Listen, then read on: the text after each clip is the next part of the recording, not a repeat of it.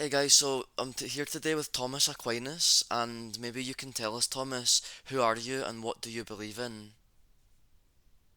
I am Thomas Aquinas, a theologian and philosopher who lived in the 13th century. I believe in harmonizing faith and reason, exploring how rational thought can support and deepen our understanding of divine truths. My work aimed to show that reason and faith lead to the same ultimate truth. Okay, so what you're saying is that religion, faith, is not incompatible with reason. Exactly. I maintained that faith and reason complement each other, both guiding us toward the same ultimate truth about God and existence. Alright, and how did you come to that conclusion that they're not incompatible?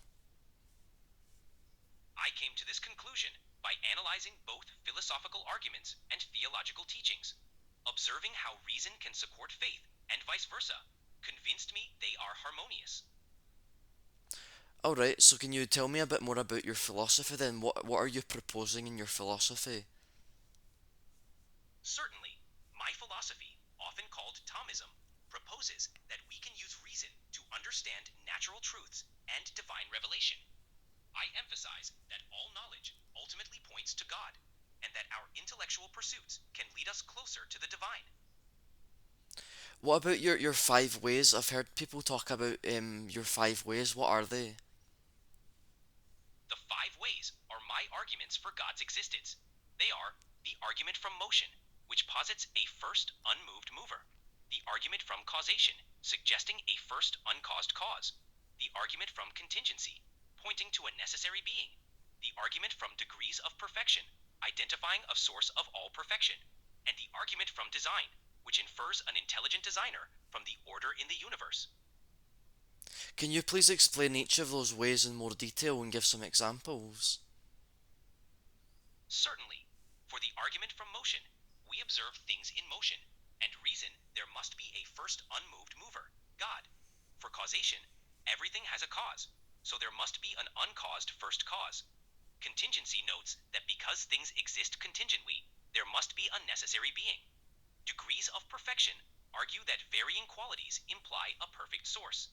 Finally, design infers an intelligent creator from the order we see in nature. Okay, right, that makes sense. Tell me a bit more about your philosophy. Certainly, my philosophy emphasizes that all truth, whether discovered through reason or revelation, ultimately leads to God.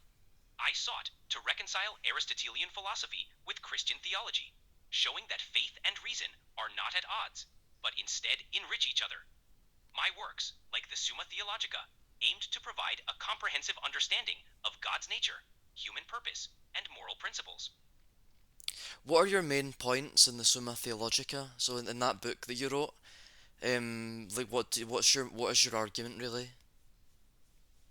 The Summa Theologica covers several key points: the nature of God, the creation and purpose of humanity, virtues, and the sacraments. I structured it in a question and answer format, addressing topics like the existence of God, ethics, and the nature of the soul, aiming to provide a comprehensive theological framework.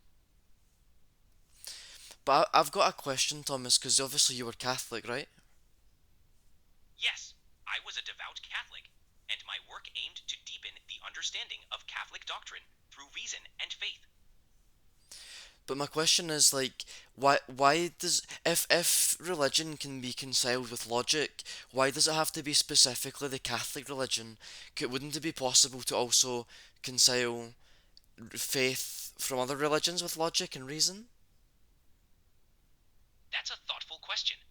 While I argued for Catholicism, I acknowledged that reason can explore truths in various faiths.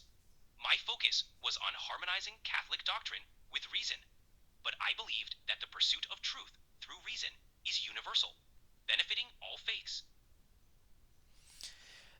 Before we talked about the five ways, Thomas, and what I was wondering if you have any more sort of terms that you've forgotten to mention, that appear in your books. Certainly, in addition to the five ways, I discussed concepts like natural law, which posits that moral principles are inherent in human nature, and the distinction between essence and existence. how God's essence is to exist. I also emphasized the importance of virtues like prudence, justice, and charity in living a good life. Okay, so yeah, you were very much inspired by the Greek philosophers. Indeed, I was greatly influenced by Aristotle, whose works I integrated into Christian theology. I found his emphasis on reason and empirical observation very valuable for explaining theological concepts. Hmm. Can you tell me, Thomas, how has your work affected the modern world? Like, what is the echo? What influence can we see today in your teachings?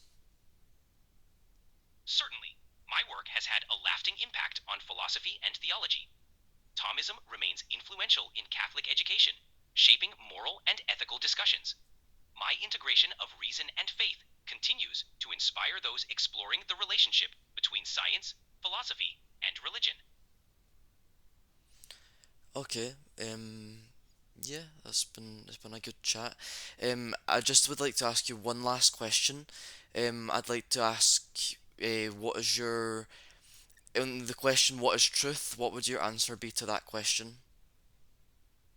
For me, truth is the correspondence of the mind to reality. It's the alignment of our intellect, our reason, with the way things truly are, ultimately grounded in God, who is the source of all truth. So absolutely everything according to you is grounded in God. Yes, I'll believe that everything ultimately finds its source and purpose in God. He is the foundation of all existence, truth, and goodness. Everything we know and experience is, in some way, connected to the divine. Yeah, I know I said I had only one more question, but I've got another.